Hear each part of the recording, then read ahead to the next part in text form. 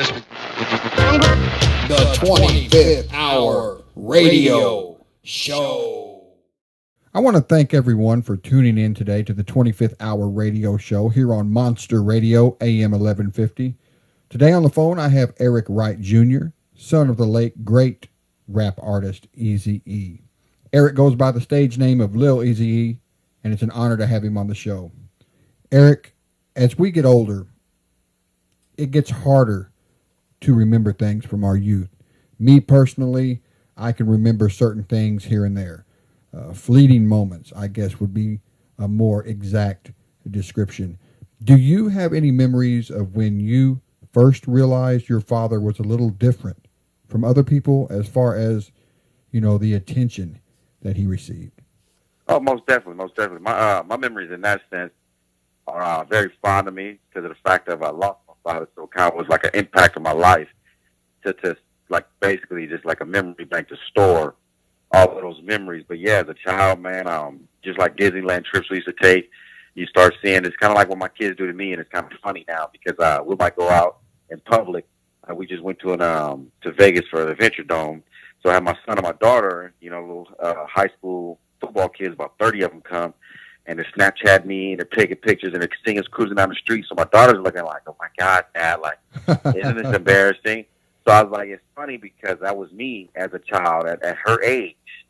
She's 9, but I was about like 7, like 5 or 7, between 5 and 7 when we used to take different annual trips to Disneyland, and they used to sit there, and I used to do the same exact thing they're doing when my father would stop and take plenty of pictures, and pictures is like they think you're famous, Dad? Do they think you're famous, huh? Really talking like, yeah, at 5 years old, like, they think you're famous? You know what I mean? And same thing I'll say to my kids, you say with me, just something like that. They just want to come take a picture because I look good. Yeah, there you go. Hey, man, I'm curious to know, even though, you were still a couple years away from your teenage years when Eazy passed, do you think that was the definitive moment when you decided you were going to honor him someday by becoming a professional artist yourself, or did that idea not present itself until later in life? Nah, it didn't present itself until maybe about like another 7 years after he passed. He passed when I was 10, and we buried him April 7th. I turned 11 April 23rd. So at that time, I was into karate and boxing that he had me in. And as I got older, my grandfather transitioned me to go to football, which was a lot of my dreams since my father was, we used to play ball and catch and all that any other time. I just never played organized as a child.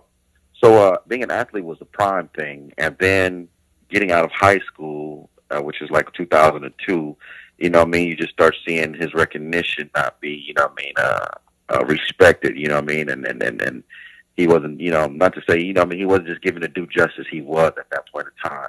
And then around that time, when people, go back to the timeline, they see the game was just coming out a little bit after that. So, him being one of the first to acknowledge him coming from Compton, and then that took my path on from that point on, to just be like, respect Pops or put him where he wants to, or, just giving him homage to the rap game. So I said, hey, better instincts of me doing it as his son. I can yell it, I can scream it, but, if I get on the mic, go ahead and voice my opinion, there you go. Now, when you first started with your music, in the infancy of it, did you feel a weight on your shoulders of having to live up to your father's level, in the music industry? Yeah. No, a lot of people ask me that, and they don't understand it was more so not that. It was more so a drive, because a lot of people come, and I'll get the negative critics that, you can never be your father. You're trying to be too much of like your father. Like, check this out. If you were, per se, who you were, John Smith, and you were John Smith Jr., your father was John Smith, you're John Smith Jr., you're only going to sit here and be what the individual that you kind of like look up to as your idol. That's my father. That's my idol. He was a great man. He's a lot of individuals. He's the reason a lot of individuals started music, doing music, are able to sit there and have a career and success in the music from what he done and the impact that he gave to the game. So therefore, this is real ignorant to me when I see people say, hey, you're trying to be too much like it. It is my daddy. I miss him. I don't want to be like anybody else but him. He did this, If you're going to be Michael Jordan Jr., hey, you know what I mean? And you're going to walk on that path, hey, that is the greatest who did it in that sport. So therefore, only going to try to sit there and be him. I'm not trying to be my father. Nobody can duplicate my father. He says, so whatsoever. I'm only his son. I'm only his junior. I'm only have his bloodline in him. I only can take his shoes and make sure they're dusted off clean and, you know what I mean, and in the right position of where they need to be in this game. I can't do anything what my father did, period, point blank. No one can. I'm only his son to keep his name going. So I don't look at it as a individual. I didn't get in it to do for Eric Wright Jr. I did it to keep a legacy of Eric Wright Sr. going on. There you go. You know what I mean? So I could care less of what an individual thinks about me. Oh, you can't do all you can't do that. Yet I could do what I can being Eric Wright Jr. as his son. You know what I mean? So therefore, you know, it wasn't too much pressure. It was more so people to understand that was my drive. I can't duplicate my father. His is set in stone of what he did. You know what I only can sit there. Yeah, and I'm sorry. I didn't mean to cut you off there. And I want everyone to know who's listening, who might not be familiar with your music. I think your music, Eric, is phenomenal. You know, and I appreciate that. You know what I mean? That's all appreciation to individuals who sit there and understand that. But, you know what I mean? And I highly do, dog. I highly, really do. Because, you know what I mean? My journey was to continue as his name. I could give you who I am, but at the same time, I wouldn't be doing this if it wasn't for my father. My father could be building bricks and doing something else. I sure wouldn't be doing no music. You know what I mean? I just get it to continuously his name and represent him in the way I can. I mean, I'm his firstborn. So therefore, I only can do it. Me, my brother, Derek, right? You know what I mean? Baby Eazy-E, we do what we can to sit there and keep his legacy going. We didn't look at it and get in his game to sit there and say, hey, we're this, or we can do what our dad did, or we can do what better than our dad did. No, not at all. We just want to continuously, you knowing who our father is. And in that path and that journey, you pick up on the liking us or liking our skills and all that. That's all love. That's just the extra with it, you know, and it's all appreciative. Now, that being said, there is a difference between being an artist and a performer. You know, I like radio, but I break down when I get in front of a camera. You know what I mean? Was it hard for you to learn to be the performer and not just the artist? Or is that something that's just natural for you? Basically, that's natural. Now, that's what I will toot my horn at. You know what I mean? I can perform. You feel what I'm saying? I feel that is a trait that I picked up from my father, even though we both grew up shy. But it seems like when the camera comes on, we do what we have to do.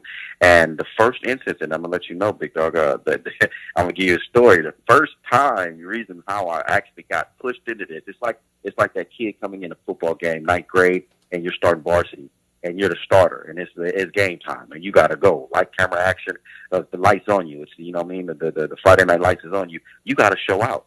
And I used to play ball, so that was my thing. I was one who just didn't even play no organized ball, and I got put into a starter position because a senior got hurt.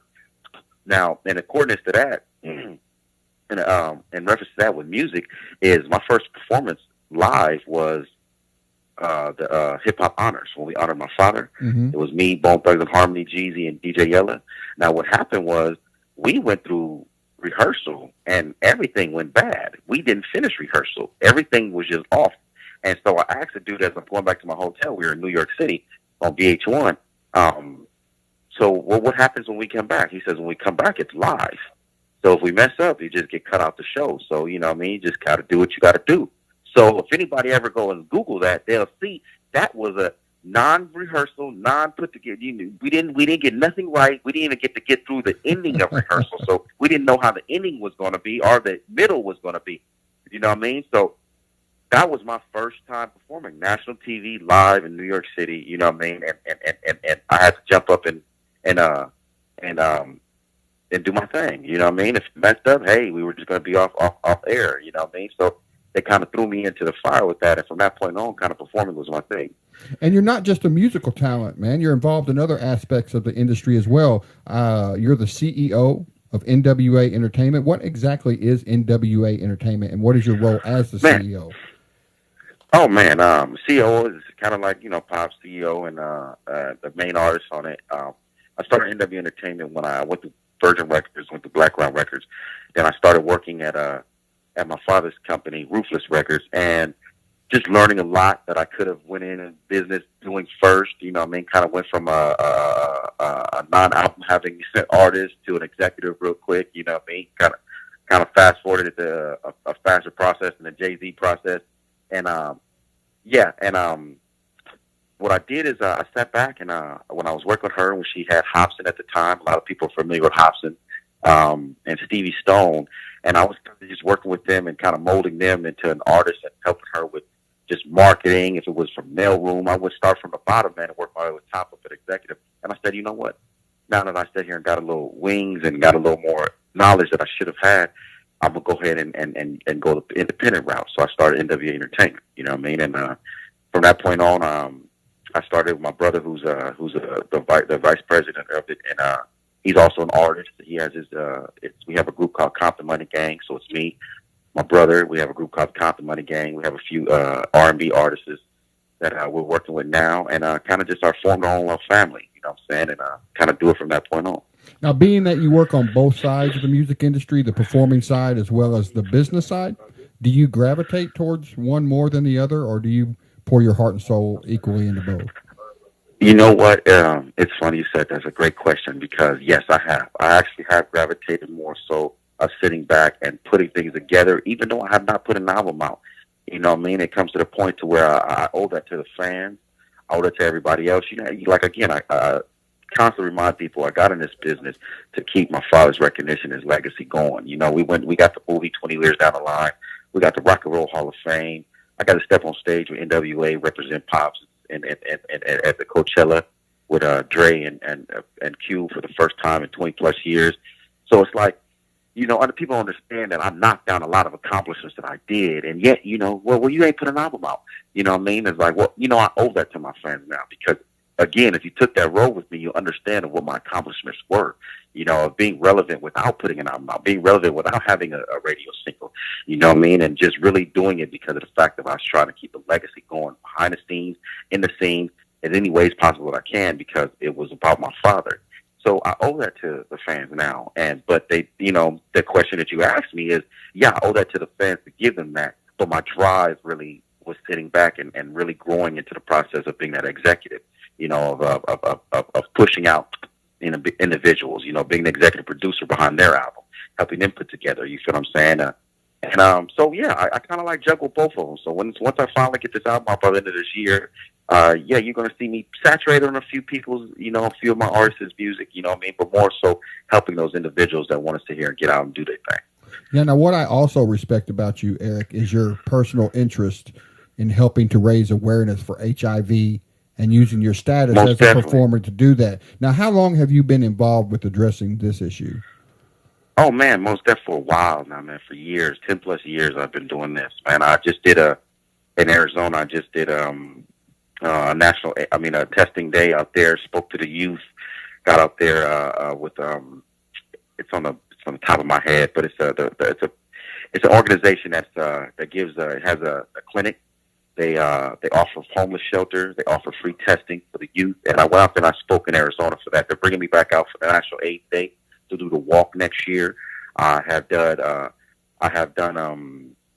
National Day Rethink HIV, which is a campaign that was done, and I want to say it was in Africa. Let me get the exact countries, but I want to say it was Ghana.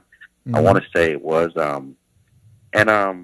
out here in LA, I did National AIDS walking testing. You know what I mean? So I've been dabbling in it for 10 plus years as being an AIDS activist. And you know what I mean? And I appreciate you saying that, because there's a lot of things that individuals don't touch on, the things that I do outside of music, you know what I mean, to give back. You know what I mean? I actually just got invited to go to Montana State to speak for 2 or 3 days to youth about HIV awareness as well. So it's a lot that I do out the country, in the country, you know, in state.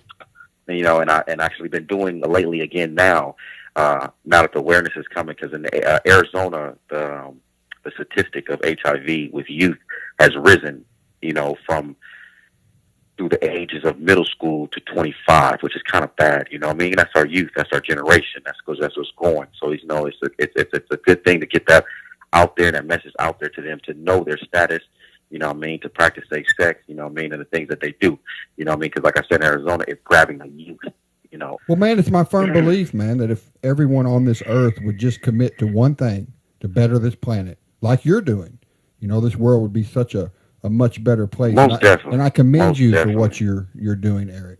I highly appreciate that. I highly do. Now let's talk real quick about what you got going on right now. You're going to be heading to Russia soon, right? Yes, sir. Yes, sir. September. Yes, into September. Started off with 2 shows, and that got the awareness out there that I'll be out there. So it looks like they're getting it up and added 4 or 5 more shows to it. So it looks like it's going to be a little mini tour in Russia. First time out to Russia. And actually, give them a part of Lil Eazy-E. You know what I mean, and the legacy that I came from. So that was, that's just a blessing, man. You know what I mean? Like I say, we got the awareness out there, and I got the calls, and added more on to the last leg of the show. So well, that's cool, man. Going on this September. Yeah, yes, hey, check this out, man. I personally have a big fear of flying, and everyone I know knows it. Now, does flying bother you at all? Is that your preferred means of travel? I'm very much the same thought process as you, and it's crazy because people ask me, I was like, I do not like it whatsoever. It's like, what, E? It's like, I know you're talking to an individual who goes out of town 2 or 3 times a month, and I've been out the country before. The first time I flew out the country, not out the country, but the first time I flew out the country with Lazy Bone to do a tour in Australia, I went by myself. 16-hour flight by myself. So, I do not like it whatsoever, man. I have a technique to it to where I fall asleep beforehand, before I even get going, on the road. And that's how I just do, but I do not like it, Yeah, that's cool, man. I don't want to keep you on here too long. So where can people go to get all the information about this tour, as well as other information about you and what you're up to? Do you have an active online presence or any social media sites? Most definitely. Facebook is, of course, a lot of people know. They try to ask me to follow them on Facebook, but it's Lil Eazy-E at Facebook. It's a fan page, so it's more for you just to stay in tune to what I can. I cannot follow people back. I'm overdrafted on there. Personally, they can direct me on Instagram. It's Lil Eazy-E underscore at Instagram, and on Twitter it's at Wright Jr. And on my Instagram, that's me all day. You know what I mean? You'll catch me on my daily activities, dealing with my family, and most importantly, like you asked, yes, you definitely catch every city that I'm in, while I'm in the city, while I'm in the country, and you'll have the promotion of when I'm coming to your city or country on my Instagram. And one final question, and this might stump you, and if it does, I'll just edit it all out. Man, you've done a ton of interviews in your life so far. Has there ever been a question that was never asked that you wish someone would have asked? And it doesn't have to be serious, man. Something that you just want people to know. It could be lighthearted. Oh, good one. Good one. Question I've never had. Yeah. I mean, it might, like I said, it might stump you a little bit. It might take you a second. Wow, no, that's a great one. That's a great one. Question I've never asked. Are you a chef? Do you consider yourself a good cook? What? Yes, indeed, I can. I can get down. How I am as an individual. What did my father teach me outside of music? As far outside of music, that I can sit there and relate and take, and that I use in my life, and that's to be a father. You know what I mean? My father was a great father. Outside of Eazy-E, Eric Wright was a great father, and I have 6 kids. You know what I mean? Like father, like son, and he taught me that, and I give everything to my kids. I do this for my children, like he did for his children. So yes, on top of your question, I'm a great father. So yes, Daddy cooks for them at home. You know what I mean? I can cook real good. My grandmother, my father's mother taught me that. You know what I mean? There was nothing when we were younger, we did not eat out. So if I wanted cakes, cupcakes, cookies, I wanted a different type of course or meal, my grandmother was warm to sit there and say, okay, well, let's go home and let's go ahead and get the kitchen. Let's see how we're going to finish that. So by the end of the night, I have my main course, and I have some cookies, some cupcakes. I had any kind of treats I could. So when all my buddies and friends used to come over, and it's funny, I say this because if you ask Dr. Dre, if you ask DJ Yella, you ask MC Ren, you ask Ice Cube, what was Eazy's mother known for when he brought you guys around to record in Compton? Man, she always had cakes and cookies and treats there for us. You know what I mean? And that's something she taught me. That's something she raised my father with. She raised me with. And yes, I can't cook. So, you know what I mean? Because I cannot go home and somebody goes back and calls my grandmother and says, hey, well, I tried to ask Eric, could he make me, this chicken dumpling or, this taco casserole? And how did he do it? That's all she's going to ask. If you tell her I did not know how to do it, she's going to be highly upset because she taught me there's nothing you can't put your mind to doing. But cooking-wise, oh, yeah, baby, I should have taught you all that about cooking. So, yes, I'm a great father, man. My father taught me that, and my grandmother taught me how to be a great cook. So, yeah, I'm a real, woman's man. There you go, man. Well, Eric, Lil Eazy, I'm going to let you end on that one, man. Thank you for taking a few minutes out of your day to join me on the show. I appreciate it's been my pleasure, brother. man. I appreciate you being patient with me, brother, and I'm glad we did this. And anytime, man, I got some singles coming. I'm gonna definitely get in contact with you so we can go ahead and do this round again. And anytime we have another world tour, give all that information to you, and let's get back and let the people know. Sounds good, man. Thank you. Appreciate you, brother. You have a great day.